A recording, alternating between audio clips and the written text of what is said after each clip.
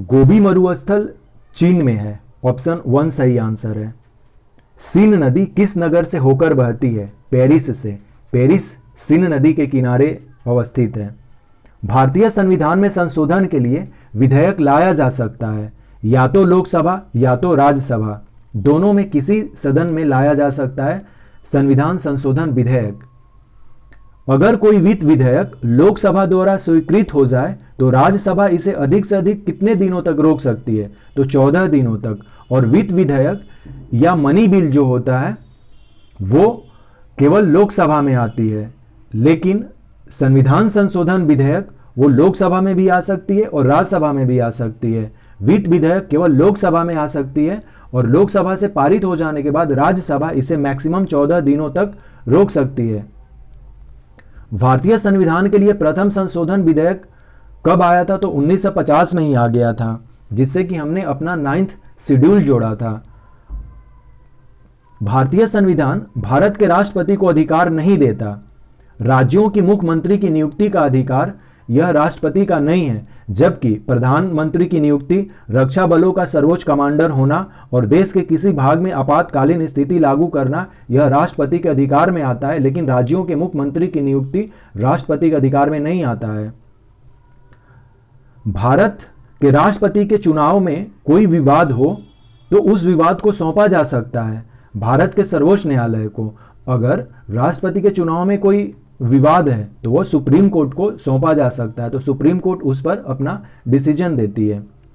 निम्नलिखित उच्च न्यायालयों में से कौन एक से अधिक राज्य केंद्र शासित प्रदेश के लिए है? तो इसका सही आंसर गुवाहाटी होगा, महाराष्ट्र नहीं होगा, क्योंकि महाराष्ट्र हाई कोर्ट करके कोई नहीं है, बॉम्बे हाई कोर्ट होता है। तो बॉम्बे हाई कोर्ट जो है वो महाराष्ट्र को देखता है, गोवा को भी देखता है, दमन दीव एंड दादर नगर हवेली ये यूनियन टेरिटरी को भी देखता है, लेकिन गुवाहाटी इसका सही आंसर होगा इस क्वेश्चन में, इसीलिए मैंने इस क्वेश्चन को यहां पे ऐड किया है। जंतर मंतर का निर्माण किया गया था किसके द्वारा? तो महाराजा जयसिंह के द्वारा किया गया था। महात्मा गांधी अपना राजनीतिक गुरु किनको मानते थे? तो यह गोपाल कृष्ण गोखले को मानते थे। महात्मा गांधी अपना राजनीतिक गुरु गोपाल कृष्ण गोखले को मानते थे। उसी तरह से नेताजी सुभाष चंद्र बोस अपना राजनीतिक गुरु चित्तरंजन दास जी को मानते थे। ये एक फैक्ट देख लेना होगा। साइमन कमीशन पहली बार भारत कब आया था? तो 1928 में आया था। 3 फरवरी 1928 को बॉम्बे में पहली बार साइमन कमीशन भारत आया था और साइमन कमीशन का गठन 1927 में हुआ था। कांग्रेस पार्टी ने किस वर्ष पूर्ण स्वराज का प्रस्ताव पारित किया था? तो 1929 हो जाएगा इसका सही आंसर। जब लाहौर सेशन हो रहा था कांग्रेस का 1929, उसी समय लाहौर सेशन 1929 में कांग्रेस पार्टी के जो प्रेसिडेंट थे उस सेशन के वो थे पंडित जवाहरलाल नेहरू, और उसी समय यह डिसाइड किया गया पूर्ण स्वराज। और पूर्ण स्वराज का जो पहला दिन हम लोगों ने सेलिब्रेट किया था 26 जनवरी 1930 को किया था। तो इसका सही आंसर 1929 हो जाएगा कि कांग्रेस पार्टी ने किस वर्ष पूर्ण स्वराज का प्रस्ताव पारित किया था? तो 1929 दिसंबर 1929 में जो सेशन हुआ था लाहौर में, उसी में पारित किया गया था। यह वर्ष 1919 भारतीय इतिहास से संबंधित है तो जलियांवाला बाग त्रासदी से है। कलकत्ता से दिल्ली में राजधानी बदले जाने जो डेट है वो 1911 है, ये अनाउंस किया गया और 1912 में कलकत्ता से दिल्ली राजधानी आई। जलियांवाला बाग 13 मार्च 1919 को हुआ था। बंगाल विभाजन 16 अक्टूबर 1905 को हुआ था। और खिलाफत आंदोलन जो है, इसीलिए यहां पे मैंने लिखा खिलाफत आंदोलन 1920 से माना जाएगा। 1920 से 24 के बीच में चला था खिलाफत आंदोलन। तो इसका सही आंसर जलियांवाला बाग त्रासदी हो जाएगा। वंदे मातरम गीत के रचनाकार बंकिम चंद्र चटर्जी हैं। बंकिम चंद्र चटर्जी ने आनंद मठ में वंदे मातरम गीत को लिखा है और यह संस्कृत भाषा में लिखी हुई है गीत वंदे मातरम। भारतीय राष्ट्रीय कांग्रेस की स्थापना 1885 हो जाएगा। 28 दिसंबर 1885 को बॉम्बे में हुआ था गोकुलदास तेजपाल संस्कृत महाविद्यालय में, और इसके जो प्रथम प्रेसिडेंट थे वो व्योमेश चंद्र बनर्जी थे। तो इसका सही आंसर 4 हो जाएगा 1885। कौन से प्रसिद्ध भारतीय नेता सीमांत गांधी के रूप में जाने जाते? खान अब्दुल गफ्फार खान को सीमांत गांधी के रूप में जाना जाता है। इन्होंने लाल कुर्ती नाम से एक ऑर्गेनाइजेशन बनाया था, जिसको इंग्लिश में रेड शर्ट ऑर्गेनाइजेशन कहते हैं। तो सीमांत गांधी खान अब्दुल गफ्फार खान को जाना जाता है। द्वितीय विश्व युद्ध के समय ब्रिटेन का प्रधानमंत्री कौन था? तो विंस्टन चर्चिल था। विंस्टन चर्चिल ने गांधी जी को एक बार नंगा फकीर कह दिया था। तो विंस्टन चर्चिल था उस समय प्रधानमंत्री ब्रिटेन का। टीपू सुल्तान ने अपनी राजधानी श्रीरंगपट्टनम में बनाई थी। सही आंसर हो जाएगा उसका India wins freedom. Abul Kalam Azad की ये बुक है, India wins freedom. Life divine नामक पुस्तक के लेखक हैं अरविंद घोष। लाइफ डिवाइन जो है अरविंद घोष के द्वारा लिखी गई पुस्तक है। महारानी विक्टोरिया को भारत की सम्राज्ञी जो है नियुक्त कब किया गया था? सम्राज्ञी है ये, इम्प्रेस जिसको बोलते हैं। महारानी विक्टोरिया को भारत की सम्राज्ञी जो है 1877 में नियुक्त किया गया था। इसका सही आंसर 1877 होगा। यहां पर इसका फैक्ट है, महारानी विक्टोरिया का जो जन्म है 24 मई 1819 को और मृत्यु इनकी 22 जनवरी 1901 को हुई थी। और 1837 में ये ग्रेट ब्रिटेन और आयरलैंड की महारानी बनी और 1877 में इन्हें भारत की सम्राज्ञी घोषित किया गया था। सो सही आंसर 1877 होगा। अब कुछ और क्वेश्चंस देखते हैं। अल बरूनी किसके साथ भारत आया था? सही आंसर है महमूद गजनी के साथ अल बरूनी जो है वो भारत आया था। गौरी नहीं होगा, गजनी होगा। इब्न बतूता ने अपनी यात्रा का विवरण किस भाषा में लिखा है? तो फारसी भाषा में। जो रेहला है इब्न बतूता का, रेहला जो है किताब वो फारसी में लिखी गई हुई है। और इब्न बतूता जो था वो मोरक्को का यात्री था और वो मोहम्मद बिन तुगलक के शासनकाल में दिल्ली आया था। किस शासक ने अपनी राजधानी दिल्ली से दौलताबाद परिवर्तित की थी? तो यह मोहम्मद बिन तुगलक है, जिसको कि शॉर्ट फॉर्म में MBT कहते हैं और इसको पागला राजा भी कहते हैं।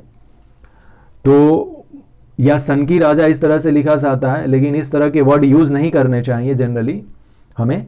तो मोहम्मद बिन तुगलक हो जाएंगे। किस शासक ने अपनी राजधानी दिल्ली से दौलताबाद परिवर्तित की थी? तो मोहम्मद बिन तुगलक। ब इसका सही आंसर है। तलवंडी किसका जन्म स्थान है? गुरु नानक देव जी का जो जन्म स्थान है वो तलवंडी है। हम्पी किस साम्राज्य से संबंधित है? तो विजयनगर साम्राज्य की यह राजधानी थी हम्पी।